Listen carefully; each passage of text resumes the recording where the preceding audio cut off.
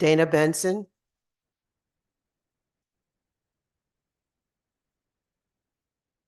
Hi, Mr. Benson.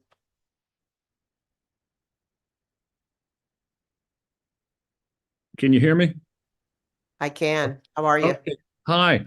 Um, I want to thank the committee very much for doing the only logical thing when you get so many different proposals about how to amend a law, is to study it. I really think that was a really wise choice, and I salute Chairman Moore and all members of the committee. And Chairman Moore, it's very nice to see you again. It was about 6 months ago we briefly met, and thank you very much for doing this. I submitted bullet points of 21 points in my written testimony. I am involved with a group called Save Our Town, Save Our Schools, a local grassroots activist group. And I had over 150 people respond, please put my name to the group letter that we're submitting. So, I just want to say there are a lot of people who are just too busy to actually write individual testimony. So there's a lot in my written testimony. I just want to make a couple of quick points in this part of it. We genuinely do agree that affordable housing is needed and it's a good idea. And what we're talking about is how to make it work a little better with a few adjustments. We support House Bill 5333 to study the effects. And, we want the state to get what it wants, more units. And we want the people living in these units to get what they need, which is access to community centers and public transport and services. And we need the rural towns, and I'm from Easton, which is a rural watershed town. We need to get what we need, which is the flexibility to create affordable units within the reality of the infrastructure, septic soil grades, and what our land can support. And I know, Senator Moore, you understand that.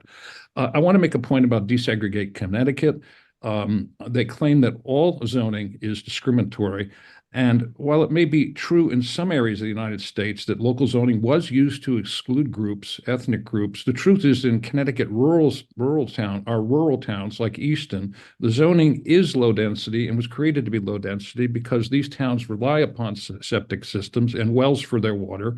And many of them, particularly Easton, is a reservoir town. And our low density housing was designed to protect the water, of which Bridgeport gets 90%. It was not designed to exclude anybody. And I think it's really unfair the way desegregate characterizes zoning.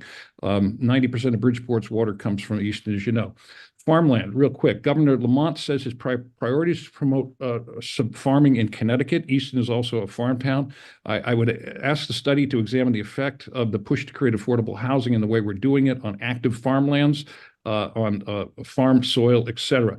Drinking water protection, it's already been covered.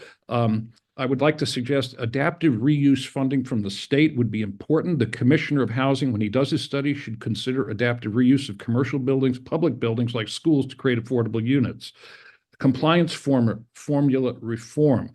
When they do the study, they should consider formulas for calculating 830G compliance as affordable units, as Ryan Fazio mentioned, are added to the stock each year under the current system. The number of new units needed to stay at 10% increases.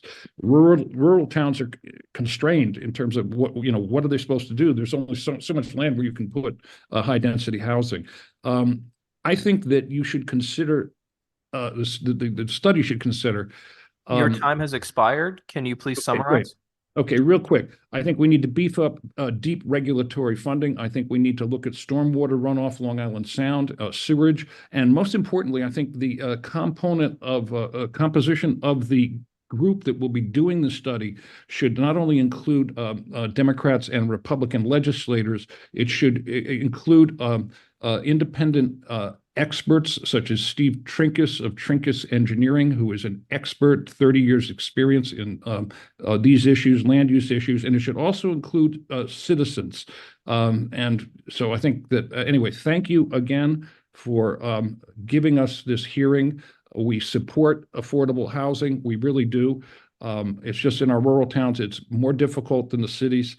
Please, anyway, Thank you, Mr. stop Benson. there. There's a lot in my written testimony. Okay, thank All you. right. Thank you. Good to see you again. Yes. Thank you. Any questions? Representative Scott. Thank you, Madam Chair. Thank you, Dana, for your testimony today. To be honest, I do represent Easton, a portion of Easton. And I know this is a topic that's very important to those folks, and we've heard a lot from those folks. What I appreciate from Dana, who's brought in a lot of information to me to kind of help understand the problem, is that we're bringing experts in. This is not just a local activist thing, which is clearly a groundswell of that. But I appreciate Dana for bringing some of these, really people who are experts in this field that is beyond my intellectual, knowledge. This is not something I'm familiar with. So understanding that is super helpful. So Dana, thank you for that. Keep providing information.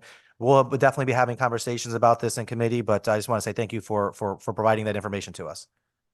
Thank you very much. And, this is bigger. There's so many things to talk about here, and it's such a complex issue. And, I just think that it's very important that we have a strong, bipartisan, diverse, you talk about diversity. Let's have a diverse group doing the study. I know there are limits to how big the group can be, but, anyway, I'll just leave it at that. There's so much to say on this subject, but I thank you very much for hearing the people.